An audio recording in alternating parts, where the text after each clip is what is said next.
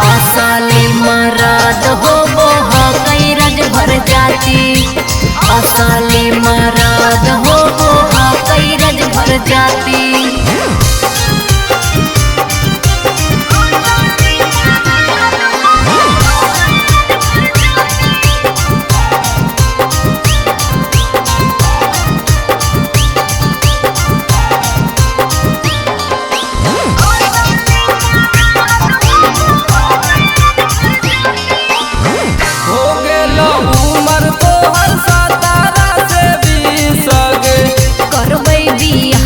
जहिया लगते सारा भीतर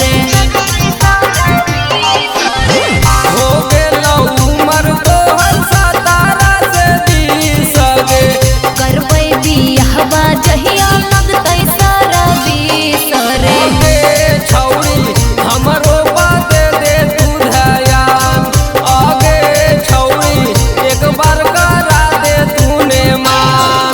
अरे करे खूबे प्यार ओकरे बनैबै जीवन साथी। असली मराद हो वो कई रज भर जाती। असली मराद हो वो कई रज भर जाती।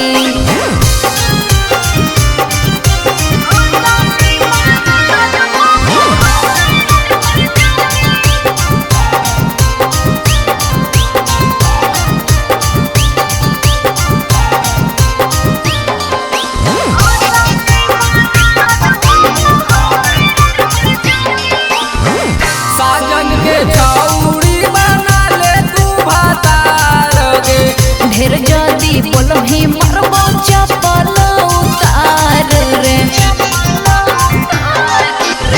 साजन के छौरी बना ले तू भातार गे।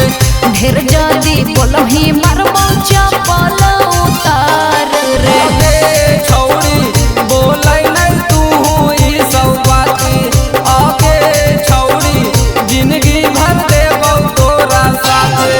अरे करे खूबे प्यार ओकरे बनैबै जीवन साथी।